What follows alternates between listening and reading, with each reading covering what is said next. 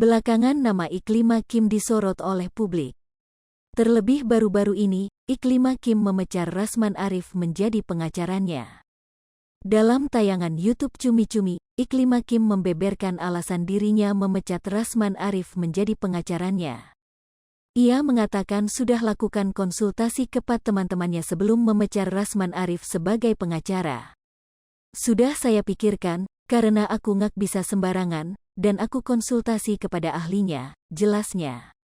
Iklima Kim juga mengatakan pencabutan kuasa hukum tersebut lewat surat pernyataan tertulis, jelasnya. Iklima Kim juga mengakui mendapat tekanan. Kalau tekanan ya ada, dan nggak biasa bagi aku, kurang nyaman juga dengan kuasa hukum yang kemarin, jelasnya. Iklima Kim ternyata telah memikirkan pencabutan kuasa hukum sudah lama. Aku benar-benar pikirin mateng-mateng, jelasnya. Sebelumnya, berikut kabar terbaru dari Iklima Kim yang memberhentikan pengacaranya Rasman Nasution.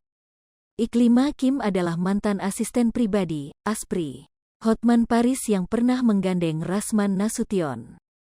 Kabar ini disampaikan oleh kuasa hukum Iklima Kim yang baru, Abdul Fahris Al-Dongowi, Jumat, tanggal 24 Juni tahun 2022. Terungkap selama ini tidak melihat adanya tindak pelecehan seksual seperti yang sempat dituduhkan pada Hotman Paris.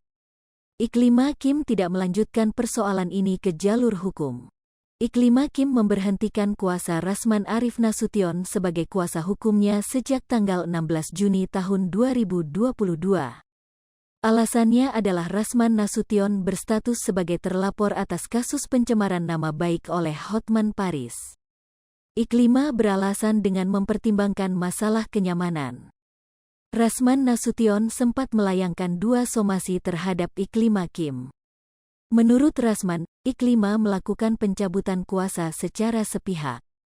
Disampaikan Iklima, ia sudah menjawab somasi yang diberikan oleh Rasman pada Kamis, tanggal 24 Juni tahun 2022.